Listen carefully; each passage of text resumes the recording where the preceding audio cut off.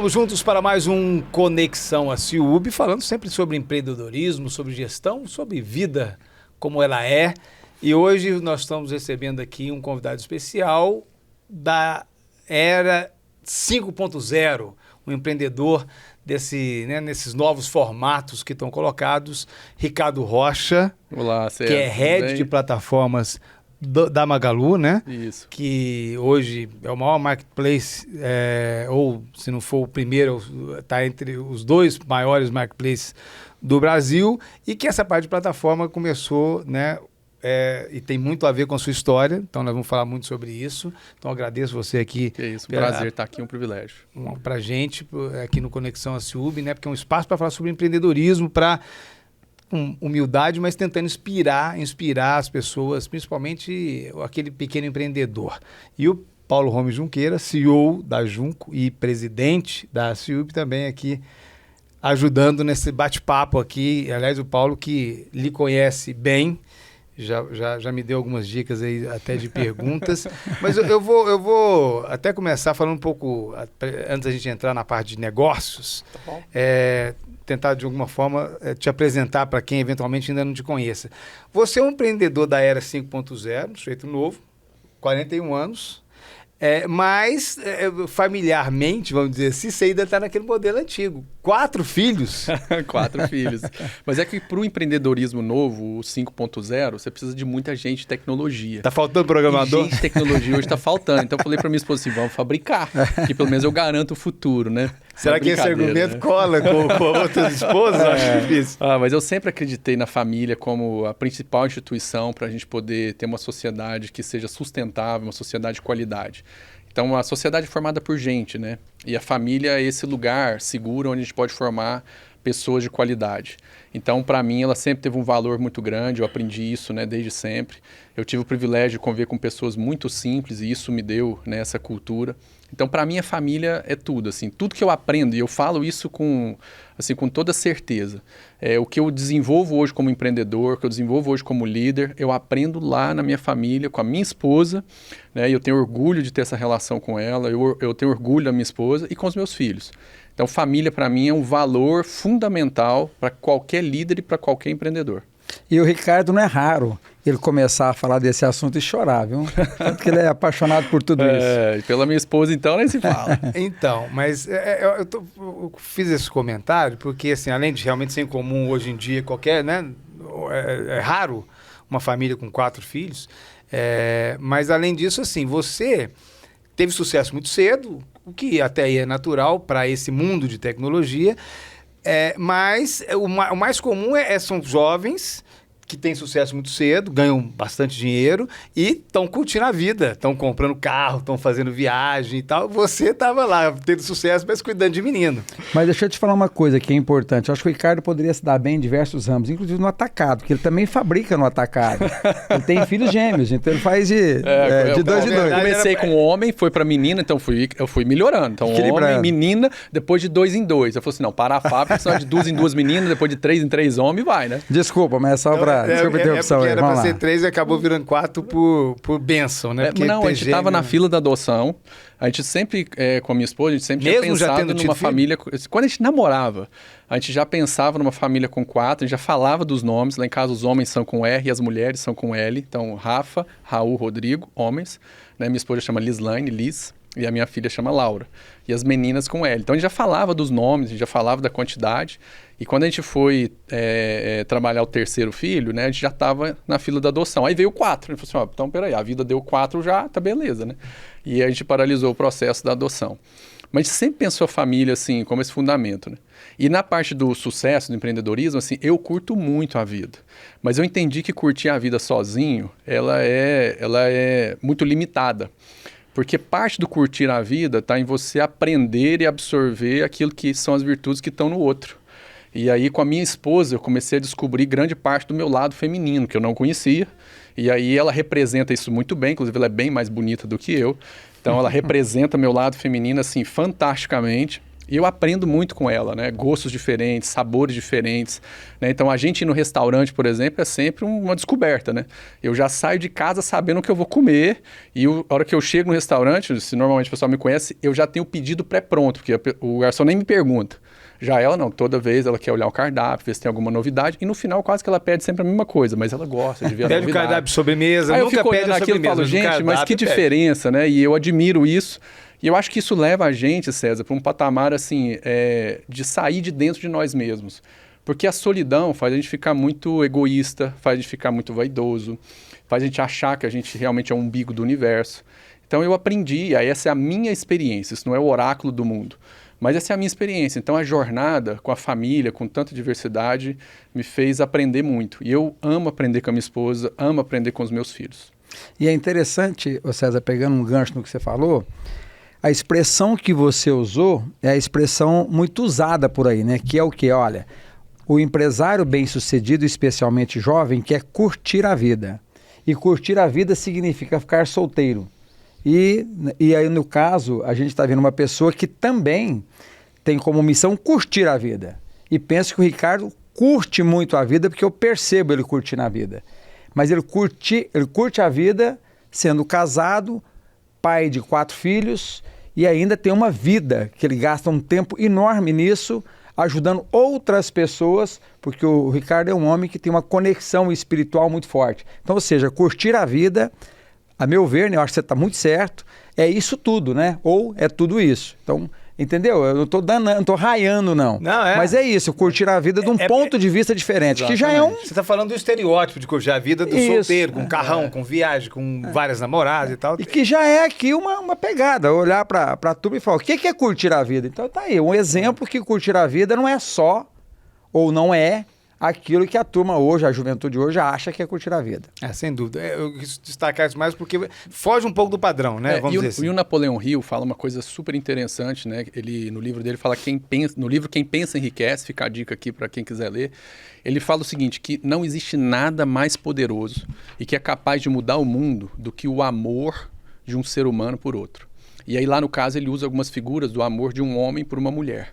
Fala, nada é mais poderoso. Então, Napoleão Hill, um escritor famosérrimo aí no meio executivo, empresarial, e ele fala isso. E sem dúvida alguma, eu acredito que grande parte dessa força assim, que me leva a empreender, que me leva a trabalhar, é o meu amor pela minha esposa e que eu aprendi nesses fundamentos cristãos que não são religiosos, mas eles são muito bons para as relações humanas, né? Então, eu brinco que tudo que eu empreendo é eu anotando no mundo, de alguma forma, a poesia que eu não sou capaz de dizer, mas que eu estou tentando, de alguma forma, sempre falar para minha esposa que eu a amo, né? E estou anotando isso aí pelo mundo. Muito bom. E é interessante, César, vou te roubar... Deixa eu roubar o microfone aqui algumas vezes. Fica à vontade. Porque normalmente aqui eu faço esse papel, o Ricardo, de coadjuvante, então eu tenho que saber me comportar bem aqui nesse sentido, e faço isso com alegria. Mas é interessante, quando você fala, né, que não é um homem religioso, entre aspas, mas é um cristão. E os ensinamentos, eu já estou te perguntando, né? O que os ensinamentos bíblicos, os ensinamentos da pessoa que você segue, que é Jesus Cristo, né? As pessoas seguem líderes religiosos, né? E você segue um líder religioso, Jesus Cristo, que transformou o mundo. E tem até um livro que fala nisso, né? Como Jesus, com 12 executivos, construiu a maior empresa do mundo. Uma empresa longeva, mais de 2.000 anos, uma empresa extremamente bem-sucedida, presente nos 4 continentes do mundo, e além disso, em todos os países do mundo tem uma filial dessa empresa que é o cristianismo. Então, estou me referindo a esse livro. O que os ensinamentos de Jesus, Ricardo, na prática, te ajudam no dia a dia como empresário, como executivo, como empreendedor? Bom, são meus fundamentos básicos, né? E, bom, vou pegar só uma fatia deles aqui, né? E eu gosto sempre de trazer metodologia, né? Então, se a gente olha para Jesus, ele era um cara que falava, fazia e frutificava. E esse é o papel, esses são os Fs, né, da base de qualquer liderança. Eu tenho que falar, ou seja, eu tenho que ter um discurso, eu tenho que ter uma comunicação, mas ao mesmo tempo eu tenho que ter um C, que chama-se coerência. E essa coerência tem que ser materializada em um F, que se chama fazer. Então, eu falo e faço. E aí, no fazer, eu tenho que mostrar que a minha coerência tem constância. e a coerência e a constância no fazer me gera um fruto. Então eu olho para a jornada de qualquer líder e sei se ela é uma jornada bem sucedida, se ele fala, se ele faz e se ele agrega virtude e ele comunica virtude real na vida de outras pessoas e não apenas consumir os recursos que ele é capaz de gerar, mas ele é capaz de favorecer outras pessoas, esse é o quarto F, de favorecer as pessoas a partir daquilo que passa por ele. Então eu falo, faço, frutifico e favoreço. Então se eu olho para Jesus, essa metodologia, ela está presente na jornada. E a convivência que ele tinha com os discípulos dele, então mais um C aqui, fazia com que ele transmitisse esse caráter que é fundamental para todo o processo de transformação. O que Jesus veio fazer foi transformação. Então eu olho para as empresas falando sobre transformação digital, transformação de liderança, transformação de tudo. E se a gente faz, né, se a gente vai despindo os aspectos religiosos e os nossos preconceitos, né, da liderança que Jesus exerceu, ele tem todas essas metodologias lá disponíveis para a gente poder aprender. Então, quando eu olho para o Provérbios, para Eclesiastes, para o Evangelho, para tudo, isso me inspira ao princípio que está lá. Qual é o princípio que está lá? E aí eu falei os Fs, falei os Cs e todos eles estão lá. Mas como a gente às vezes tem os óculos da religiosidade, do preconceito, a gente não consegue ler a Bíblia e extrair isso de lá. Por culpa de ninguém, talvez por culpa de um senso comum que foi se estabelecendo, mas eu sim me inspiro muito em Jesus. E o fato mais curioso é que Jesus deixou nada escrito, né? Ele falava, fazia, frutificava e favorecia de forma tão plena que ele não deixou, não tem um livro de Jesus. Qual é o livro de Jesus? Não tem um livro de Jesus, mas livros falam sobre ele. Porque era tão forte a comunicação, tão forte o testemunho e tão forte o fruto e impacto que ele gerava na vida das pessoas, que isso fez com que a história fosse mudada pelo testemunho e pela presença dele. Né? Então, é interessante, a gente não quer fazer aqui um programa religioso, mas eu estou buscando o testemunho de alguém que vive isso, né? E trazendo um personagem que o mundo conhece, que é Jesus Cristo, e que impactou e impacta a vida de muita gente por diversos motivos. Eu estou falando aqui agora do ponto de vista de empreendedorismo, que é com quem nós conversamos aqui, né? Nosso objetivo desse programa é isso, né? É despertar o empreendedorismo. E buscar o empreendedorismo através do que você falou aqui, olha, de ensinamentos que tem uma boa base, mas especialmente tem fundamentos, e fundamentos que, se a pessoa seguir esses fundamentos baseados nos ensinos, então, estou falando de um líder, poderia ser qualquer outro, mas eu estou falando do líder Jesus, a gente tem uma possibilidade de ter sucesso muito grande, né? O homem pode se completar seguindo os ensinamentos de Jesus em diversos aspectos. E estou trazendo aqui o aspecto do empreendedorismo. Porque são princípios, isso não é religioso e até posso dizer que isso não é cristão, faz parte, mas eles são universais.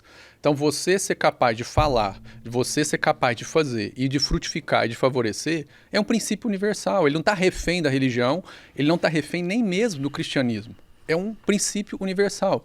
Um princípio universal, você planta uma semente, ela cresce. Se tudo estiver bem, se não tiver nenhuma entropia, ela vai crescer, porque é um princípio universal da vida. Então, isso são princípios universais. Quando você fala de princípio, dá para fazer uma ligação, numa conexão com uma palavra que é mais usada no meio empresarial, que é propósito? O propósito, ele já é uma caracterização da minha identidade, né? Então, para que eu saiba o propósito, eu preciso me conhecer bem, porque o propósito é aquilo que é a minha essência interior e que, através da minha materialidade, eu vou traduzir isso nas relações e em uma forma de servir a sociedade. Propósito é isso, é eu me traduzir nas relações humanas com o meio ambiente ou com o meio externo, de alguma forma que isso tenha utilidade para o outro. Isso é propósito. Então tem muito a ver com a minha identidade. E na identidade eu vou encontrar quais são os princípios que para mim fazem sentido e me significam na minha jornada. Falando um pouco ainda sobre a sua trajetória, você montou a Softbox, que era uma empresa de tecnologia, e antes você fundou ela antes dos 30, se eu fiz bem as contas, está com 41, e que foi vendida em 2018 para o Magazine Luiza, e que continuou na empresa, né? Você é o head de plataformas de todo o Magalu, que é, como eu disse, o grande marketplace brasileiro, com DNA brasileiro mesmo. Assim, você imaginava isso, assim, no seu sonho mais Não, de jeito nenhum. Otimista? Bom, em 2005, 24 anos, né? Foi o ano que eu casei também. Então, em 5/11/2005 eu casei e em março de 2005 foi quando a gente fundou a empresa. E jamais imaginava, assim, eu não tinha essa cabeça, não, a empresa sempre foi uma materialização desse ímpeto, né? Desde pequeno, com 8, 9 anos, eu vendia ovo e queijo, que a gente levava para a cidade da fazenda e eu vendia para a mãe dos meus colegas na escola. Então, esse ímpeto, ele teve presente. E a empresa era essa materialização, né? De empreendedorismo, de prestar serviço, de servir as pessoas. Mas ao longo da jornada, eu fui amadurecendo e aí eu fui aprendendo, mas quando a empresa começou, não pensava de jeito nenhum em vender, em nada. Era simplesmente o canal através do qual eu materializava algum valor útil para as pessoas e ajudava elas nos negócios delas com tecnologia. Como é que você... O que você acha que é assim... acho que tudo, você já falou um pouco disso, né, dos princípios. Eu acho que é isso que faz as pessoas seguirem qualquer liderança que seja, né? Eu estava falando de um líder em específico que é Jesus Cristo.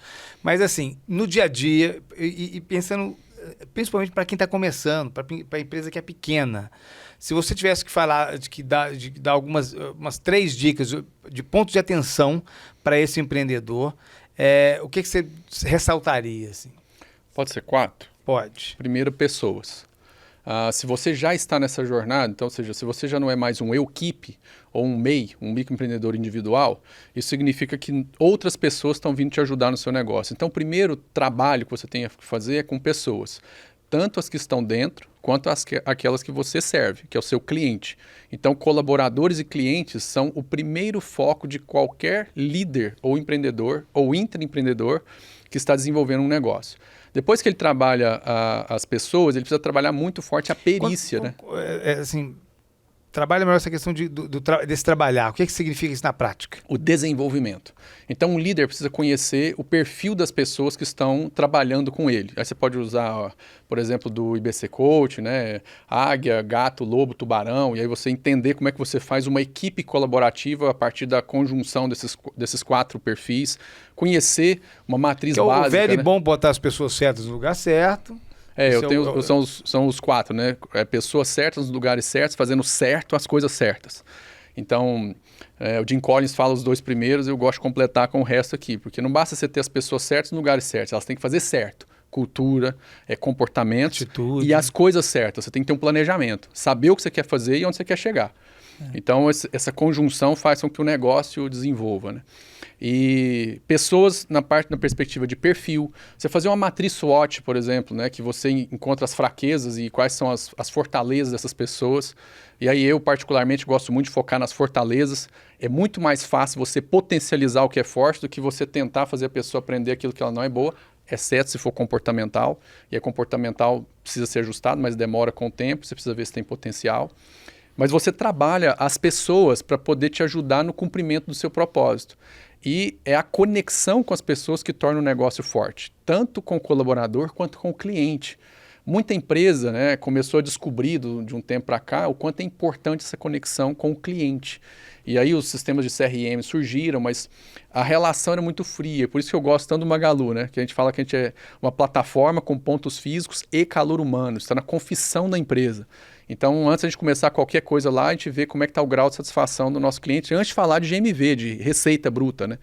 Você viu, varejista, antes de falar de receita bruta, a gente fala sobre NPS, que é um indicador de satisfação do nosso cliente, fala sobre NPS, que é do employer, e falamos do seller NPS também, que é a galera lá que eu sirvo. Então, gente, acho que esse é o primeiro P. Depois, o empreendedor ou o intraempreendedor precisa ter perícia, ele precisa saber e conhecer do negócio dele. E ele tem que ter uma disposição de aprender. Ele tem que aprofundar cada vez mais. E eu acredito que é daqui que vem a inovação, que a inovação vem desse desejo incontido de servir cada vez mais com excelência. E servindo com excelência, eu vou fazer uma inovação que seja incremental ou disruptiva. E aí eu vou trazer melhorias no meu produto ou serviço ou novos produtos e novos serviços. Então eu preciso de muita perícia naquilo que eu faço. O empreendedor precisa de prudência. E a prudência é eu saber tomar boas decisões e a maturidade ela é necessária ao longo da sua jornada. Então, prudência você não aprende num banco de escola, você aprende a partir de experiência. E se a gente vai nesse mundo 5.0 aí, é mais difícil, porque nós estamos falando de empreendedores muito jovens, né? Sim. E muitas vezes prudência vem com experiência, como você mesmo está falando. E não dá para comprar no supermercado, nem fazer um curso, nem ler um livro. Não. E aí, como é que trabalha isso, conciliando esse fator aí de juventude, por exemplo? Você trabalha essa parte de uma estrutura chamada conselho. E aí o conselho, né, com os conselheiros, e aí nas startups são os advisors, eles agregam esse tipo de perspectiva. Então, mesmo uma pessoa muito jovem, que tem toda a energia, a pulsão, o desejo de avançar, ela agrega essa competência, né, ou essa habilidade a partir de um conselheiro. Então, por isso que normalmente, né, as startups têm conselheiros que têm mais anos de rodagem, porque eles completam. E por isso que a colaboração nas startups é um fundamento cultural. Porque mesmo eu tendo uma perspectiva, sou o CEO da empresa novinho, eu estou aberto, e aí isso é cultural, a ouvir uma perspectiva diferente e acolher essa perspectiva diferente na empresa. Então eu posso, mesmo não tendo a competência ou habilidade, me servir da competência e habilidade de alguém que eu trago para o time. Para quem está nos ouvindo aí, nos assistindo, que está nesse ramo de startup, então assim, na sua visão, mesmo a pessoa não precisando até de recurso, porque muitas vezes esse jovem empreendedor ele é empurrado pela necessidade de aporte de investimento, mas só por uma abertura para novas experiências já valeria você buscar essas alternativas assim de investidores, como conselheiros e tudo. Com certeza. Acho que o primeiro conselho para um startupeiro, né, que está começando, e até para os intraempreendedores, que eu acredito muito no intraempreendimento, que inclusive é uma jornada que eu estou nesse momento, né, lá no Magalu, é ele se autoconhecer, eu saber o que eu sou bom e saber também quais são as minhas fragilidades. Porque agora eu vou completando aquilo que eu sou frágil com as competências e habilidades que estão em outras pessoas. E quando a gente tinha Softbox, por exemplo, né, o quarto sócio que veio, que foi o Nery tem 10 anos a mais de rodagem do que eu, na verdade 12. O objetivo foi justamente esse. E teve alguns choques geracionais? Teve choque geracional. E acho que as empresas enfrentam um problema assim, elas querem resolver o problema de choque geracional. E a gente não resolve problema de choque geracional, a gente harmoniza tudo aquilo que o choque, ou o encontro. Então vamos, ao invés de falar choque, vamos falar de encontro. E o que nós temos que fazer é promover o encontro geracional e a partir desse encontro a gente harmonizar as gerações. E não falar que é um choque geracional e tentar resolver um problema dos choques. E aí a palavra é flexibilidade, aceitação? Flexibilidade, resiliência, mas principalmente, César, respeito. Respeito é o princípio universal que vai me fazer ter flexibilidade, que vai me fazer ter resiliência. Respeito as diferenças, principalmente? Respeitar as primeiras pessoas e depois as decisões e escolhas que ela tem. Eu preciso respeitar. Essa é a forma dela. E eu vou respeitar. Eu posso não concordar ou eu posso não me conectar para mim. Mas para o outro é a verdade dele. E eu tenho que respeitá-lo. Então, saber ter esse respeito é fundamental. Mas uma outra coisa que eu penso ser interessante, né? Nesse complemento, é como se um time de futebol tivesse só atacante. Eu quero ter Neymar no meu time. Mas se eu tiver só Neymar no meu time, eu não vou ganhar partida nenhuma. Exato. Eu preciso ter zagueiro, meio de campo, isso é conceitos que o brasileiro conhece bem, né? Atacante e goleiro. Então, quando você está montando uma equipe, se entende bem, você tem essa preocupação de você trazer pessoas que se complementam, que se completam, para que o negócio vá bem? Sim, e tem metodologia para isso, Paulo, porque às vezes a gente fala, né, você tem que complementar os seus times, tem que ser um time multidisciplinar, tem que trabalhar colaboração, e aí isso ficam conceitos, parece que vagos, mas existem mecanismos e existem metodologias para você fazer a construção de um time que de verdade se completa, e você fazer essa anamnese, esse exame, e isso ser pragmático, você conseguir constatar que é aquilo que você tem que fazer. Então, começa com uma perspectiva simples de perfil das pessoas, você tem que examinar qual é o perfil das pessoas. Depois você faz um teste comportamental, você faz um teste cultural, e você vai estratificando isso, entendendo quais são as dissintonias que acontecem ou poderiam acontecer na empresa, e eu como líder vou trabalhar a harmonização disso. Então, eu como líder consigo pragmatizar a avaliação das pessoas que estão comigo para construir as relações cada vez mais fortes. Cada vez mais os líderes hoje precisam trabalhar uma competência chamada influência social. E a influência social que faz as pessoas se conectarem no negócio e transforma então esse negócio em um grande corpo. Esse corpo, quando ele está bem ajustado, ele é capaz de fazer muita força e também de ter muita velocidade. Agora, quando ele está desconjunturado, ele é molengo, ele é igual um bonecão do posto. Ele não tem força para nada, ele só tem uma aparência de funcionalidade, mas ele não tem serventia de força ou de velocidade alguma, né? Então, o líder tem essa responsabilidade. Mas então, falando para o líder, para as lideranças, como que eu desenvolvo esse conceito que você está dizendo, né, de influência social? O líder precisa primeiro gostar de gente. Ele tem que gostar de gente. Assim, todo empreendedor ou intraempreendedor, ele tem que gostar de gente, do cliente, e tem que gostar dos colaboradores. Dá para desenvolver isso? Dá para desenvolver isso. Se você conhecer exatamente o seu propósito e a sua identidade, se você se conectar com o seu propósito, isso vem naturalmente. Porque o propósito, César, ele sempre fala de como eu vou servir a sociedade ou o meio ambiente. Ele sempre me leva a uma instância que é para fora de mim, porque ele está dentro de mim, latejando. E aí eu vou tirar esse propósito dentro de mim, materializando valor no mundo. Então o propósito, quando ele é conhecido, ele me leva a servir as pessoas. Isso é natural. Então o que você está dizendo é assim, que basicamente, se me corrija se eu estiver falando besteira, para qualquer empreendedor, qualquer liderança, para qualquer pessoa, não precisa ser um empreendedor, sempre vai passar pelo autoconhecimento. Sempre, sempre. Qualquer fundamento que você estabeleça que não seja a parte do autoconhecimento e do propósito é construção de casa sobre a areia. Por quê? Porque é um fundamento baseado em expectativa, em desejo e em necessidade. E isso não acaba nunca. Expectativa, depois que você conquista um carro bom, você passa a ter uma expectativa de um carro melhor um pouco. E essa fome, ou esse buraco negro de necessidade, de ambição, ela não acaba nunca. Agora, se eu tenho uma ambição baseada no meu propósito, o princípio do propósito é o servir. E ele é universal.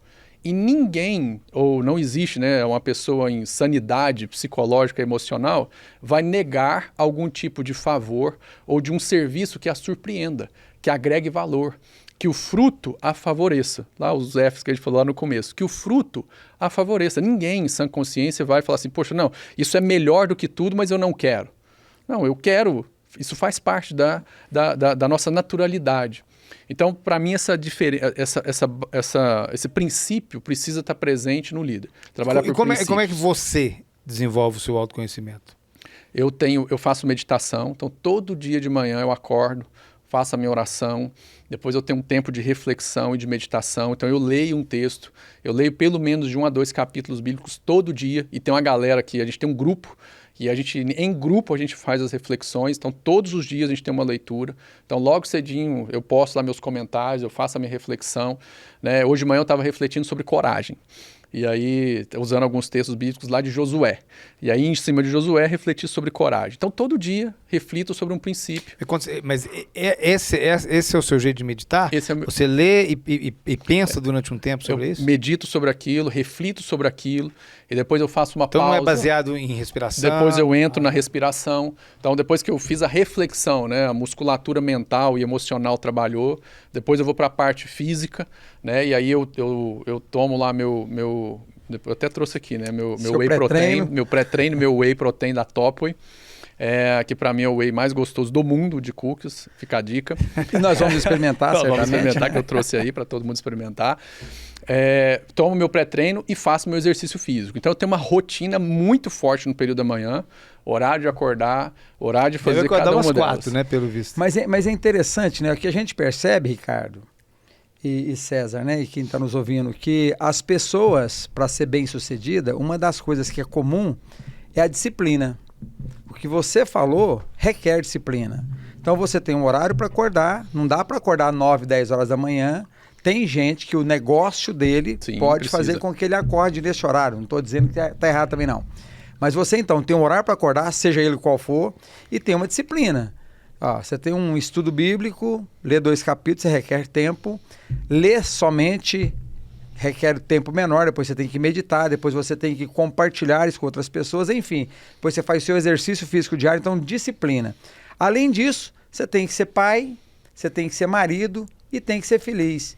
E tem ainda outras pessoas que têm dependência, inclusive, vou falar dependência, não acho uma palavra melhor aqui agora, quero crer que tenha, emocional, ou seja, você tem igreja, você tem pessoas que liderança, você é uma liderança em todos os aspectos. Então, como que você faz, na prática, para você conseguir fazer tanta coisa num dia de 12 horas, eu estou esticando 12 para 14 horas o dia. Equilibrar todos esses pratos. Colocar tudo isso no ar.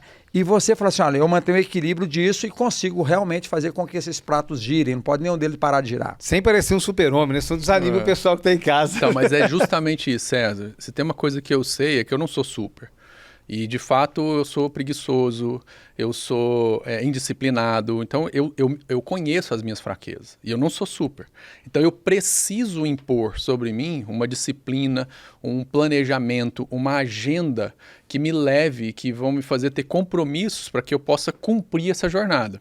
Então, o fato de meditar em grupo não é só uma estratégia de aprender mais, mas é uma estratégia de ter o compromisso com as outras pessoas. Para ajudar nessa disciplina. E isso me ajuda na disciplina. Por quê? Porque eu estou lá junto com elas. Então, tem um livro que chama O Milagre da Manhã, que ele fala que se chama Parceiro de Responsabilização. Quando você quer trabalhar uma disciplina, você trabalhar com parceiros de responsabilização te ajuda bastante. Então, o que eu trabalho forte é desenvolver essas disciplinas em grupo, porque aí o grupo vai me compelindo a manter a minha coerência. E a minha coerência não é apenas uma questão de aceitação social. Vamos lembrar lá do livro As Armas da Persuasão, né? Um dos 8 gatilhos são esses. Não é apenas para garantir a minha aceitação social, mas é para garantir a coerência daquilo que eu falo, naquilo que eu faço e naquilo que eu frutifico. Você já viu uma dica aí, que você deu uma dica de livro, que é ter um compromisso com alguém, né, ajuda nessa disciplina. Aí tem também, para ficar na citação de sugestões de livro e pessoal, Poder do Hábito também, né? Sim. Que tem uma metodologia para você desenvolver. Fantástico. Não, Paulo Vieira não, Charles Duhigg. Que são literaturas que as pessoas às vezes ouvem falar com frequência, mas poucos realmente param para dar uma olhada e entender aquilo que está... Né? Compreender a lógica, e é muito na linha que você fala, né? Assim, tem metodologia, tem Exato. Um passo a passo. Tem um passo a passo. E aí eu faço a agenda. E o fato de meditar de manhã, ler, depois eu refletir, depois eu escrever e depois eu ensinar, é uma metodologia também. Se eu olho a pirâmide do aprendizado, 10% a partir daquilo que eu escuto, e eu vou ampliando esse percentual de fixação do conhecimento à medida que eu vou navegando nessa pirâmide. Então eu falo, eu escuto, eu repito, eu reflito, eu anoto e depois eu ensino. Se você trabalhar o aspecto do ensinar, você fixa um conhecimento em até 90%. Então, por que eu estou lembrando aqui que hoje de manhã eu li Josué, eu consigo lembrar lá a galera toda passando um problema, uma dificuldade enorme lá com a circuncisão, e aí eu desenvolvi um tema chamado coragem, e aí, por que eu lembro de tudo isso? Porque eu ouvi, eu repeti, eu escrevi e eu trabalhei um processo de ensinar. Então, se você aplica a metodologia, você vai fixando esses conhecimentos e isso vai indo para o seu subconsciente e essa ficha fica lá. A hora que você precisar, você puxa essa ficha. E na prática, né, Ricardo? Olha que coisa interessante. Agora estamos incentivando, ó. Você falou de tudo e no final você falou ensinar. Eu vou só para o ensinar. Então, a gente pode ensinar um grupo, nós podemos ensinar na igreja, mas nós podemos ensinar individualmente. Sim. Então, o fato de eu me preparar para ensinar, me prepara melhor. Quando a gente vai preparar uma aula, mesmo que seja um assunto que inicialmente a gente não conhecesse tão bem, a hora que você vai se preparar para ensinar, é diferente de você se preparar para tão somente participar. Porque você tem que ler e estudar com mais profundidade. Então, esse preparar para ensinar, se eu estou entendendo bem, mesmo que a gente não vá fazer isso numa multidão, a gente preparar para ensinar no dia a dia é um segredo do aprendizado? Sem dúvida. Como metodologia? E quando eu estou anotando lá, aí eu mentalizo como se aquelas pessoas estivessem comigo. Então eu escrevo como quem está declarando isso para aquelas pessoas. Então eu posso criar esse, né? A gente tem uma mente tão maravilhosa, então eu posso criar esse cenário virtual na minha mente, né? Tanto a Meta trabalhando agora metaverso, pois é, a nossa mente pode criar os metaversos que a gente quiser. Então eu crio lá meu metaverso com essa galera toda e na minha mente eu estou ali ensinando para elas. Então quando eu escrevo, eu estou desenvolvendo o aspecto do ensinar. Então essa disciplina, ela não é porque eu sou super, aliás, pelo contrário, é porque eu não sou super, é que eu preciso dela, organizar minha agenda. Então eu preciso de ritos que me ajudem nessa disciplina. E ao contrário, César e Paulo, do que se pensava, e agora já não se pensa mais assim, a disciplina é um fator que alavanca a criatividade e a inovação. Por quê? Porque eu trago para o meu modelo de pensamento e de emoções subconscientes aquilo que eu gastaria uma energia do meu consciente racional. Para que eu, então, ao invés de ter que ficar pensando naquilo o tempo todo, como eu já tenho uma prática constante, isso entra no piloto automático. Então, eu não gasto energia para poder ser disciplinado quando aquilo vira um hábito. Por isso, desenvolver hábitos é tão importante. E as pessoas mais inovadoras são as pessoas mais disciplinadas. Eu vou citar o poema que foi musicado, virou música, né? Disciplina e liberdade, né? Então, assim, porque é o contrário, né? Quanto mais disciplina você tem, mais você vai gastar menos energia e aí vai sobrar tempo para fazer outras coisas. Para inovar, para criar, para pensar livremente, né? Só esse tema, aqui nós tivemos muito aprendizado, né, César? Verdade. Tivemos, assim, acho que muita deixa importante aqui, né? Mas só esse tema da disciplina já seria o suficiente para quem está nos ouvindo aqui de se ligar mesmo. Ou seja, é ter uma palestra, que eu não sei se é um livro, se saiu de um livro, mas inclusive eu já participei, eu não sei se foi de uma palestra de um livro, sinceramente, que fala saia do caixão, e o caixão é a cama. Então, quem gosta muito da cama e fica muito tempo na cama, perde muitas oportunidades. Então, ou seja, a disciplina de você sair da caixa, sair do caixão, sair da cama e você se lançar na vida de forma preparada, essa disciplina é muito importante. Então, eu entendi na conversa aqui, né, que o Ricardo é uma pessoa disciplinada, mas ele falou inicialmente que ele não é disciplinado, ele é indisciplinado, mas que criou disciplina. E até para ter disciplina tem metodologia. É seja, você ter compromisso consigo mesmo, Exato. Ter compromisso com Deus e compromisso com os outros. Mas você deve ter alguma válvula de escape. Tem algum momento ali que você fala assim, aqui agora eu vou me distrair mesmo, vou ficar indisciplinado. Não, esse é o meu momento para abstrair e não pensar em nada. É difícil para o empreendedor não pensar, sempre não estar levando aquilo para a vida dele, para desenvolver alguma coisa. Mas você tem alguma coisa, algum hábito assim, fora o exercício físico, que acaba também se vir. Por exemplo, você gosta de assistir séries? Essa é uma das suas distrações? Eu gosto muito de ir para o clube com os meus filhos, de nadar, de pular do trampolim, de brincar. De brincar, de estar com eles. Assim, a criatividade expande muito com isso. Assim, César, acho que uma das coisas mais legais é você ser 100% livre. E eu me sinto livre. Então, tudo que eu faço fala com o meu propósito, fala com o que eu creio, fala com a minha identidade, fala com ser pai, fala com ser empreendedor, fala com ser amigo, fala com ser esposo.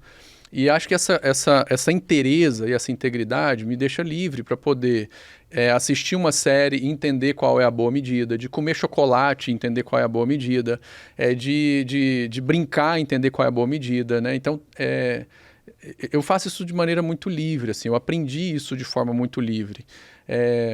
Então, para mim, tudo está ligado, tudo está conjugado. O entretenimento é importante para a gente poder também descomprimir a nossa mente. Oscilar, né? Então, tudo isso é importante, né? A gente tende a polarizar as coisas e a gente abre mão de algo muito importante do equilíbrio. Uma balança, ela não se equilibra nos polos. Ela sempre se equilibra quando a gente é fiel. É o fiel da balança e quando a gente é fiel à nossa integridade, à nossa identidade. E isso é que dá pra gente liberdade. Então essa liberdade, né, ainda nessa questão de viver a vida disciplinadamente. Mas liberdade é um conceito assim, né, que também daria para discutir, fazer vários programas. O que você diria para quem acredita que liberdade só vem com autonomia financeira? Né? Isso eu acho que é muito também da nossa cultura, você falou isso, que o sujeito já ele pensa, eu vou curtir a vida quando eu me aposentar, por exemplo, ou quando eu tiver autonomia financeira, né? O que você tá dizendo é uma coisa diferente, que dá para você viver a liberdade. Exatamente. O que você diria para esse cara que fala assim, não, eu não posso descansar, eu só vou ser livre quando eu tiver autonomia financeira, ou ligar essa questão da liberdade à questão do dinheiro mesmo. Só te contando, porque assim, quem está assistindo fala, tudo bem, é fácil falar para ele, né? Tá com a vida ganha, né? Mas já vendi queijo e já vendi ovo que trazia da fazenda, que a gente ia numa Brasília que cheirava gasolina quando eu chegava no colégio. quando eu comecei a namorar minha esposa, ela andava na garupa da minha Honda Bis. Então, a história vista hoje, ela parece que é assim. Mas a história e o filme, então assim, a foto é essa. Mas o filme não foi sempre esse. E graças a Deus a gente. E naquela época da Brasília, você se sentia livre? Sempre me senti. Naquela época eu não tinha tantos conceitos que eu tenho hoje, né? Mas eu sempre me senti pacificado. Até teve uma cena que o meu irmão um dia chegou para mim e falou que me olhou no sofá e falou assim, nossa, meu irmão é tão tranquilo, eu queria ser tranquilo como ele. E foi quando a gente aprofundou muito a nossa amizade. Então, isso eu aprendi com os fundamentos cristãos, né? Então, essa liberdade, essa paz, ela vem dessa estruturação e dessa tessitura consistente interior. Porque se eu atribuo a minha liberdade a algum elemento exterior, ele é volátil. Ele pode estar, ora muito, ora pouco, ora ele pode estar por cima, ora ele pode estar por baixo, e aí ela é volátil. E aí, pelo fato dela ser volátil, ela me traz ansiedade, porque eu não controlo todos os elementos do meu exterior. Agora, se eu tenho consistência interior, que é sobre a rocha onde eu edifico toda a minha vida, então eu tenho paz para enfrentar o dia mal. Então, com muito dinheiro ou com pouco dinheiro, eu estou em paz. Embora eu possa estar vivendo dificuldade, tudo bem. Mas por dentro eu tenho essa tessitura que me dá consistência. Então a liberdade, ela está quando eu tenho o autoconhecimento, foi uma das coisas que você citou um pouco mais para trás, e eu encontrei quem eu sou e o meu propósito. Isso que dá liberdade. Agora, ter dinheiro me dá acesso a conforto. Ter dinheiro me dá acesso a ter alguns tipos de privilégios. Mas não é ele que me dá a liberdade. Eu posso ser alguém com muito dinheiro e continuar ainda escravo da ansiedade. Eu posso ser alguém com muito dinheiro e ainda ser escravo da infelicidade. Só para você ter uma ideia, eu vou citar. Tem uma pesquisa que foi feita no Reino Unido que ela fala o seguinte: more rich I am, more poor I feel. Quanto mais rico eu sou, mais pobre eu me sinto.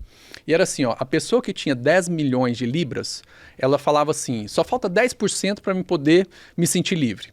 A pessoa que tinha 20 milhões de libras falava assim, só falta 20% para eu poder ser mais livre. A que tinha 30 milhões, 30%, 40 milhões, 40%, 50 milhões, 50%. Eu falei, cara do céu, quanto mais eu tenho, mais pobre as pessoas se sentem. Pois é.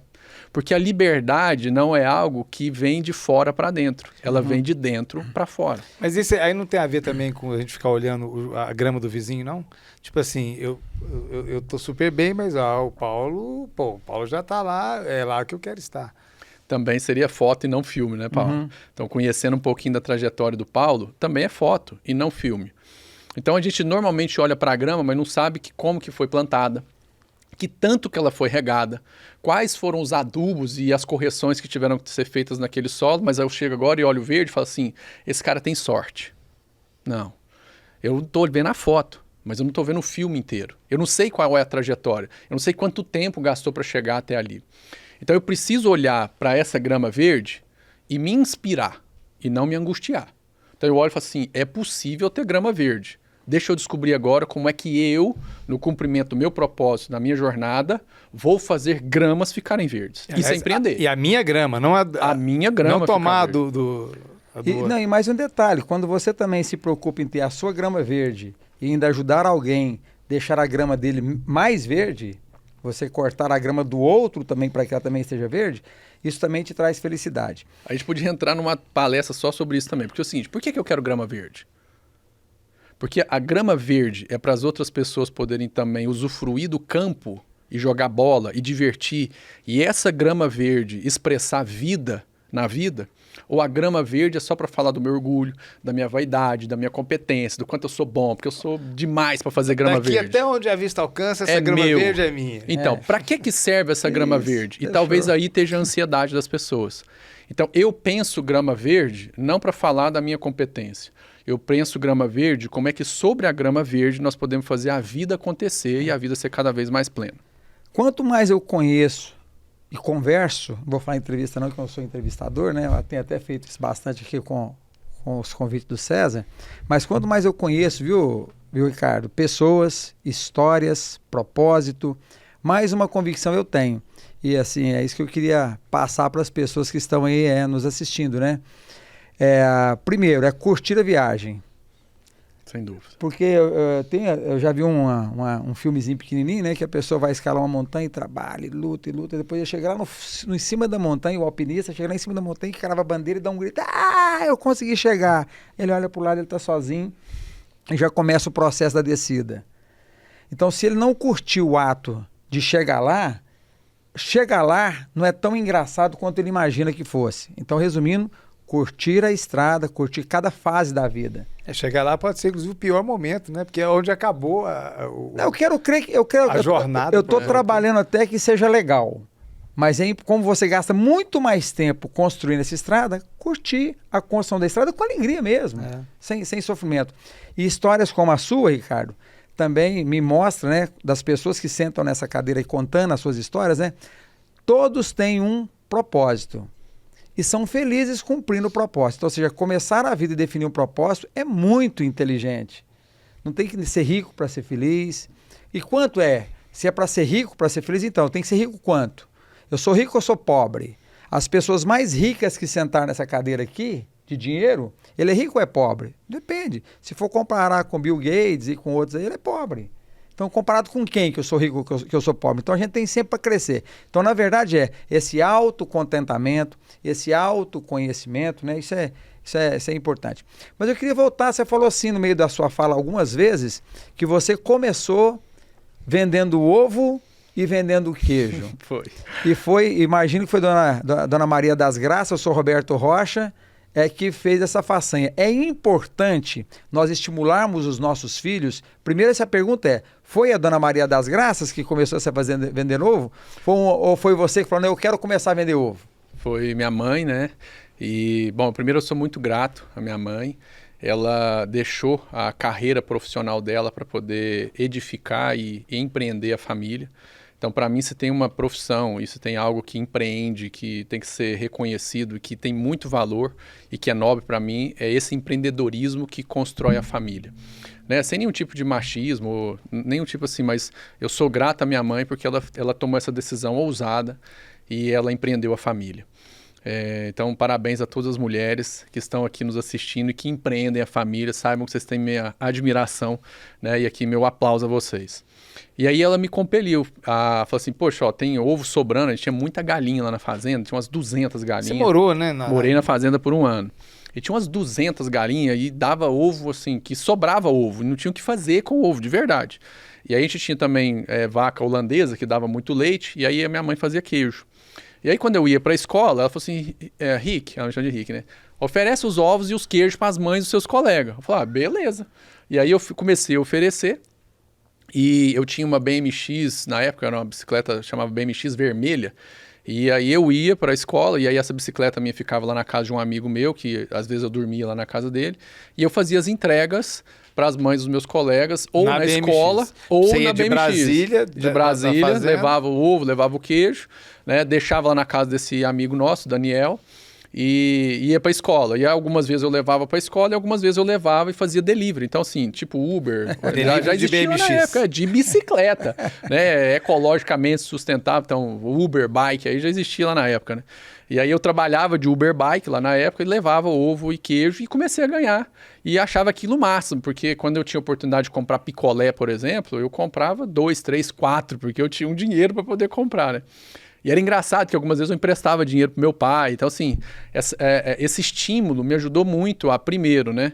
Ter esse contato, oferecer algum tipo de valor, falar dos diferenciais, por que o meu ovo era bom, por que ele era caipira, por que o queijo era bom, a gerir o dinheiro, a começar a administrar o dinheiro. Tá certo, na época eu torrava tudo em picolé, doce e tal, mas depois eu fui aprendendo a gerir esse dinheiro.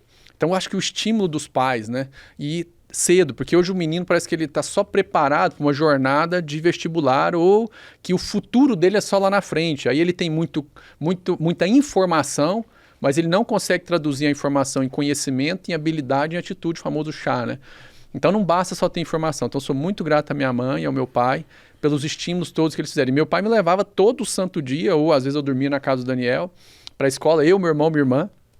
Íamos nós 3, e ele levava a gente sempre para a escola porque dava para a gente o estudo, né? Então, agradeço e sou muito grato ao meu pai e à minha mãe por tudo que eles... Se tem um pedaço, ou quase tudo do que eu sou, né? foram meus pais que fizeram eu ser quem eu sou hoje. Isso é base, né? Agora, nós já estamos caminhando para o fim, quando a conversa é boa, o tempo voa. E tem duas questões que eu acho que é importante falar. Você falou, né, de olhar a grama, não para dizer, né, que é minha, mas para aquilo ter uma utilidade. Você é reconhecidamente, em Uberlândia, uma pessoa muito engajada em causas de responsabilidade social. Sem dúvida. E aí você está o Juntos por Uberlândia, que você é um dos fundadores, e também o Instituto Projeto de Vida, que agora, em 2022, eu diria que talvez o grande projeto do Instituto Projeto de Vida, não que os anteriores, que ainda existem, não sejam importantes, são muito importantes, mas esse eu acho que alçou uma perspectiva imensa, que é o projeto em parceria com a Prefeitura e com os dois institutos, de alfabetização. Que é o Pacto pela Educação. Que é o Pacto pela Educação. Você diria que esse hoje é o seu grande projeto, assim, que mais te brilha os olhos? Socialmente, é sem dúvida alguma o maior projeto que eu já participei, né? Ele dá frio na barriga? Dá muito frio na barriga. A responsabilidade é muito grande, mas no que a gente pôde constatar, nós temos mais de 23 mil crianças em Uberlândia, do primeiro a quarto ano, que estão, de certa forma, quase que analfabetas, né? No primeiro ano, então, nós temos mais de 80% das crianças que não sabem ler e escrever de forma, no mínimo, funcional, né? Então é preocupante, porque se eu olho para o futuro, essas 23 mil crianças, elas podem ser força de trabalho mecânica, mas não intelectual. E cada vez mais nós estamos caminhando para uma sociedade super inteligente. Então a perspectiva de futuro da cidade, com 23 mil crianças, eu estou falando só da rede municipal, de primeiro a quarto ano, é caótico. É um exército, né? E é caótico. Então, um exército que pode ser bem sucedido ou pode ter sérias dificuldades. Sérias dificuldades. Então, como empresário, como alguém que desenvolve valor a partir da cidade, eu preciso devolver e também criar o ambiente. Então, não é só uma questão de filantropia, é uma questão de consciência empreendedora. Porque para que eu possa empreender aqui na cidade, eu preciso ter um material, uma matéria-prima humana de boa qualidade. Porque o que acontece na sociedade superinteligente, cada vez mais os polos, eles vão se afastando. Então, as diferenças sociais no Brasil, elas aumentam. Porque eu tenho uma massa de gente que não tem as competências necessárias para conviver nessa alta tecnologia e gente muito especializada que falta. Então, esse mercado cresce em termos de custo de mão de obra e esse cai em termos de custo de mão de obra. E acaba, essa desigualdade empurra a gente para viver em bolhas, né? Quem tem mais condição vive numa bolha e os demais não. Agora, e o reflexo social disso na cidade? Violência, criminalidade, prostituição, tráfico de drogas, tudo isso vai aumentar. Então, é uma questão também de consciência empreendedora. Isso não é filantropia. Então, todo empreendedor, ele olha para a sua cidade e ele tem que ter compromisso com ela. Porque isso diz respeito à sustentabilidade de longo prazo. E também, qual é o ambiente que eu estou deixando para minha família? Porque essa é a Uberlândia que os meus filhos vão morar nela. Os meus netos vão morar nela. Então, qual é a Uberlândia de daqui 10, 20, 30, 40 anos? É a que nós estamos plantando hoje. Então, isso é uma consciência empreendedora de negócio, de sociedade, de família e de comunidade. E numa visão de longo prazo. Eu estou citando o Pacto pela Educação porque a CIUB, desde o princípio, desde a concepção desse projeto, né, que é um projeto que foi bem sucedido em vários lugares, né, inclusive no Nordeste, e a CIUB tá nisso desde a concepção e investindo assim, né, forte na questão da educação, porque eu acho que realmente é um caminho sustentável, não tem outro caminho, né? Acho que o Ricardo traduziu muito bem, né? Nós temos um problema, não é só de Uberlândia, é um problema do Brasil, que a pandemia acelerou isso, né? Criou uma dificuldade, uma distância maior ainda. E aí quando isso foi trago, né, apresentado, essa dificuldade, não tinha como, né? Nós não abrirmos os olhos e ter uma atitude em relação. E aí o Instituto Projeto de Vida, né? Que foi aí fundado pelo Ricardo, pelo Felipe, da Sank, né? Felipe Fábio da Sank. Um abraço pro Felipe. Um abraço especial mesmo. E tão bem dirigido aí pela Raquel, que é uma apaixonada pelo assunto, né? Apresentou o projeto para a Prefeitura Municipal e também uma gratidão aí ao prefeito Odelma, a secretária Tânia. Abraçou com a gente. Abraçou, assim... entendeu primeiro, né? Porque poderia ter ciúme disso. E ao contrário, abraçou o projeto, abriu as portas. Então, ou seja, tá vendo que foi assim, uma movimentação de de muita gente, mas que isso seria impossível de acontecer se não fosse ter um instituto como projeto de vida e ter pessoas como o Ricardo, como o Felipe, como muitos outros, né? A Raquel, né? Que tem Raquel, sido, assim, que uma foi capitã fundamental lá, né? Para dizer assim, são também. pessoas que estão prontas para servir. Ricardo, eu vou me despedir já, César, aqui é o seguinte, bacana, papo sensacional, e a gente não falou da Iamo, nós não falamos da Softbox, nós não falamos da Luiza Labs, nós não falamos da experiência que o Ricardo certamente está tendo de ter sido um empreendedor, era patrão de si mesmo e agora está num ambiente corporativo, mas não tenho dúvida que nós vamos abrir as portas aqui para a gente conversar mais. Honra imensa, prazer imenso falar com você aqui. Obrigado, César, pela oportunidade. Mas a gente ainda tem, realmente a Iamo, acho que vale essa citação. A Iamo é uma empresa da área de alimentos. É uma food tech. É uma food tech. Food tech. Agora explica o que é isso, O que difere uma empresa de alimentos e uma food tech? A parte de tecnologia em que se emprega para poder fazer o desenvolvimento de alimentos. Então, a partir daquilo que a gente vai catalogando e desenvolvendo, a gente vai criando uma inteligência, que é uma inteligência artificial, o nome dela hoje é Iana, né, em homenagem à Iamo, e ela vai ajudando a gente a acelerar o desenvolvimento de novos produtos. Então eu uso recursos computacionais, recursos de tecnologia, para poder acelerar o desenvolvimento desse produto. Então, a galera tá pegando leite, picolé ali. Ricardo, eu vou fazer até um comercialzinho aqui, tá aqui. A gente abriu a caixinha, por isso que ela tá feia, assim, para todo mundo comer o picolé aqui no começo. E comemos, experimentamos. Então, ou seja, resumindo, é possível sim fazer comida gostosa, de planta, nutritiva, de planta, né? Tô fazendo comercial, fazendo merchandising aqui do Ricardo, mas é por conta da inovação. Esse espírito que incomoda, espírito inovador, e de Uberlândia, por isso que eu tô fazendo a propaganda. Ricardo, mais uma vez, parabéns. Obrigado. E continue com o seu propósito de ajudar pessoas, de ajudar a gente. Você demonstrou isso aqui claramente. E é interessante um cara de tecnologia investir em picolé e leite vegetal. Porque como chama food tech? Exatamente. É food tech, rapaz. Exatamente. Se não é indústria de picolé, é uma food tech. Muito bem. Para finalizar mesmo, nosso tempo já está meio estourado, mas eu acho que a gente não pode deixar de falar, de te ouvir. Falando para essa turma jovem que está olhando e vendo que tem um monte de oportunidade, por exemplo, na área de tecnologia, principalmente em programação, por exemplo, e tem demanda, tem vagas abertas e não tem gente para ocupar. Falando para esse menino de que forma que ele pode, o que ele deveria fazer para conseguir uma oportunidade dessa. Eu quero virar programador. O que eu preciso de fazer assim de forma o mais objetivo possível? Bom, então primeiro fica o convite para todo mundo ser programador, porque está faltando muita gente no mercado. Mas estudar, e na internet você vai ter vários cursos disponíveis de forma online, gratuita. Isso funciona mesmo? Funciona mesmo. Plataformas de ensino também que tem disponíveis funcionam. Mas o que eu sugiro é você entrar em algum tipo de plataforma para você ter uma sequência de aprendizado, que você precisa aprender sobre lógica, depois você precisa aprender sobre variáveis, algoritmos, e depois você vai aprender uma linguagem. Agora, uma coisa importante. Aprender a programar é tão simples quanto aprender um outro idioma. O que é a programação? É você aprender a falar na linguagem da máquina. Ponto. Se você é capaz de aprender inglês, você é capaz de aprender a programar. Se você é capaz de aprender espanhol, você é capaz de aprender a programar. Não tem um cara especialista em matemática, amar matemática? Não. Agora, se ele é um matemático, ele vai ter facilidade em lógica. Mas a lógica me ajuda não só na computação, ela me ajuda em qualquer outro aspecto da vida. Mas programar é tão simples quanto aprender um idioma novo. Então tem muito sofisma, né? Muita resistência, muita nuvem, né? Muita sombra, né? Nessa questão, mas é tão simples quanto. Então indico as pessoas a aprenderem programação e sempre estudar. A nossa sociedade, né, principalmente a cultura brasileira, tem uma cultura de que estudar é ruim, que ir para a escola é ruim, que é chato. E a gente vai cauterizando isso na nossa mente de alguma forma e a gente não tem apreço pelo estudo. E eu estudo até hoje.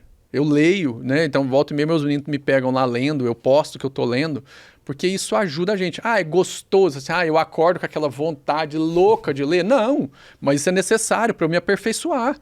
Então, eu preciso pôr isso no meu rito, no meu hábito, né? E dar o testemunho para os meus filhos, que a leitura é importante. Por exemplo, eu não comia alface, eu não comia tomate, não comia. Hoje eu como alface, eu como tomate, gosto? Não.